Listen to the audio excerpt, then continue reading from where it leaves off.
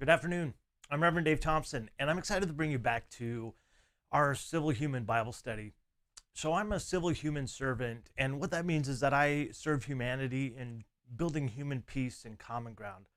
So, it's in that effort that I'm reaching into my own spiritual heritage to try to find those teachings that in the story of Jesus that I feel are applicable really across the board to all people, regardless of our different faiths and our different politics or our different lifestyles. Let's go ahead and jump into the passage. We're actually at the end of Jesus's story, and this is the Garden of Gethsemane where the disciples and him are relaxing. Really, Jesus is trying to get himself into the zone, really, of knowing that he's going to be handed over and to the religious leaders to be suffered, or excuse me, to have to undergo suffering. And this is the point of betrayal where everything gets kicked off. So let's go ahead and jump into it. It's Matthew chapter 26, verses 47 through 56.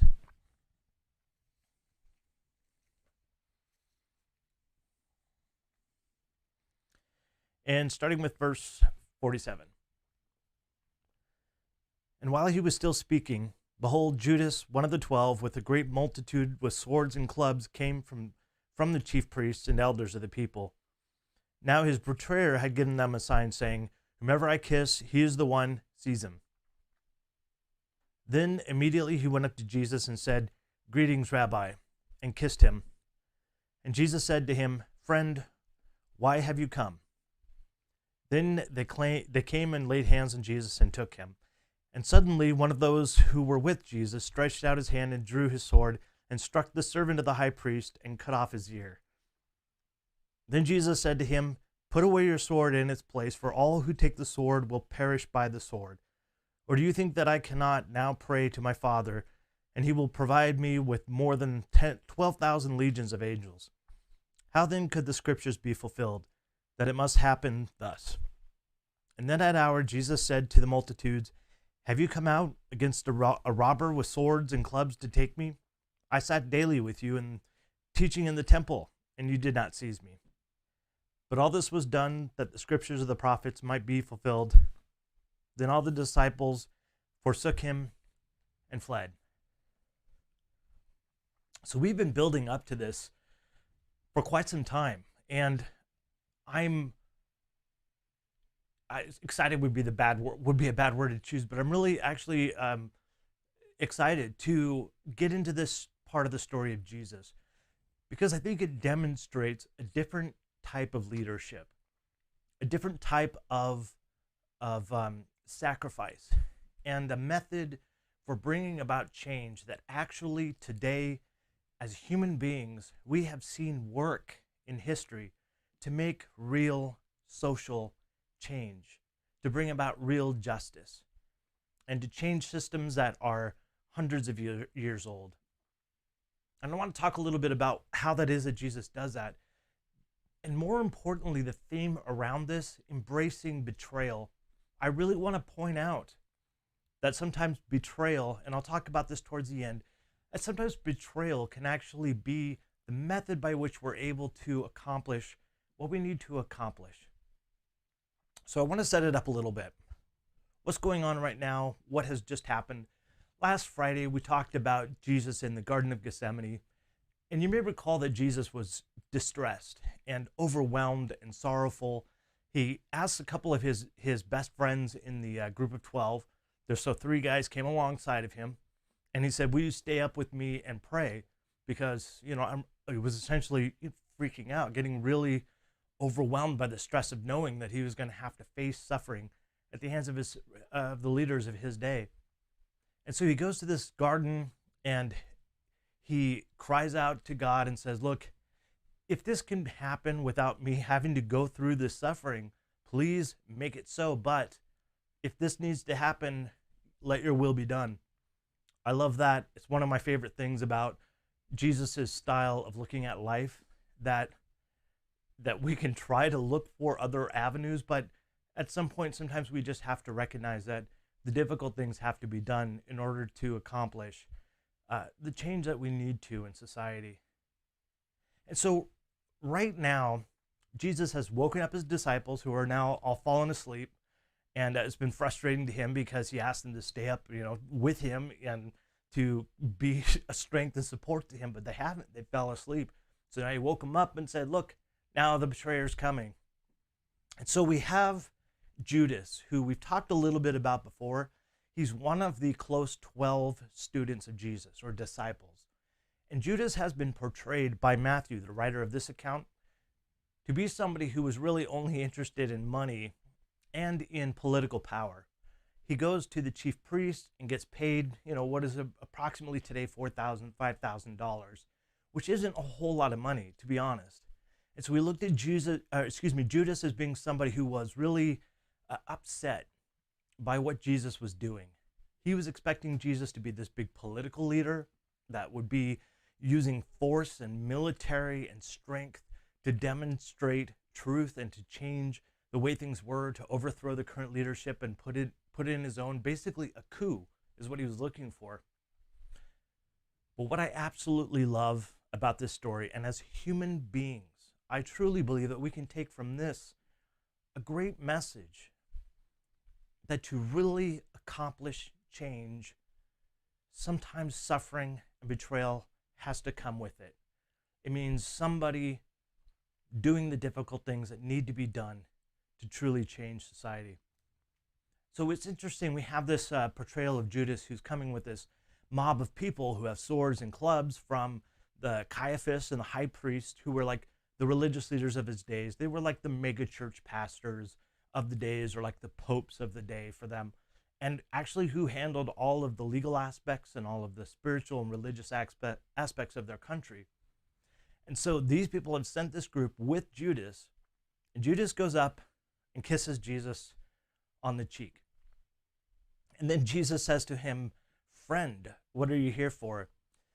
This was a bit frustrating for me. The translation here, it uses the word friend, and yes, that is kind of like a literal translation, but the word itself is really used to describe somebody who is more like an imposter, is more like somebody who is part of the group, but who really isn't truly behind it, or has different motives behind it all.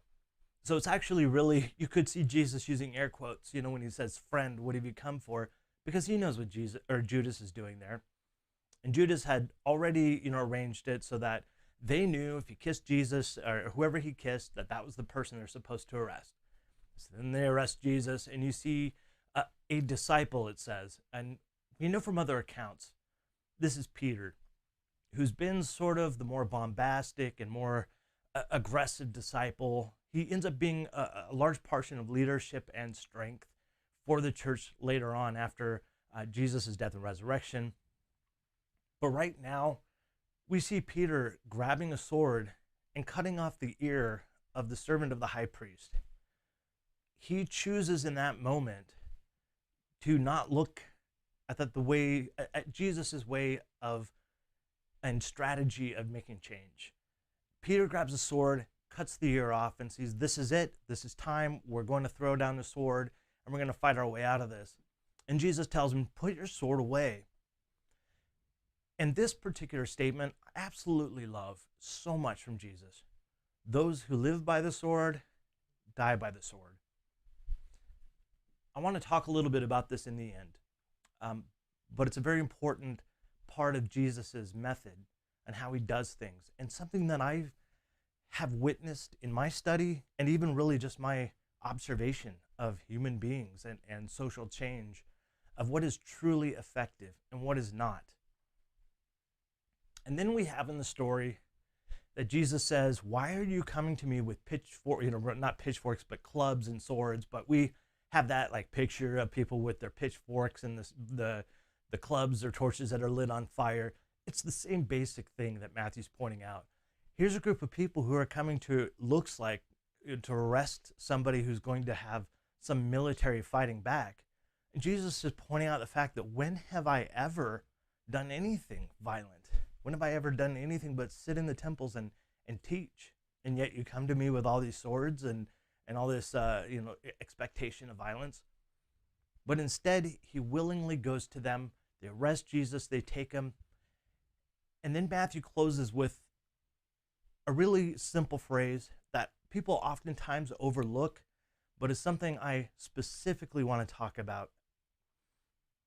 And that is the disciples flee and desert Jesus. When the difficult times come, when it hits the fan, when the rubber meets the road, when we get to that place where we have got to step up and where we are going to be attacked and where others will commit grievous harms against us for the sake of what is right, it is often the case that those around us who may have participated in our group, who may have been a part of our efforts and enjoyed our message and been a part of our service, will abandon us. Because in those moments, a lot of times people have not really thought through what it's going to be like in the moment, what it's going to be like to actually put ourselves on the line, to actually put our lives on the line, to risk being put into jail, to be at risk being thought of as somebody who's a criminal, to risk being placed in front of public where other people are going to scrutinize us and make fun of us and basically degrade everything that we have worked so hard to foster as reputation. That's something that I have found even in my own work of reaching across the aisle to try to bring people together, to try to build common ground in human peace. One of the most difficult things that I've found is doing it alone. That oftentimes, especially early on in my work, I ended up having to really just go it alone because people didn't want to be seen as being supportive of the enemy.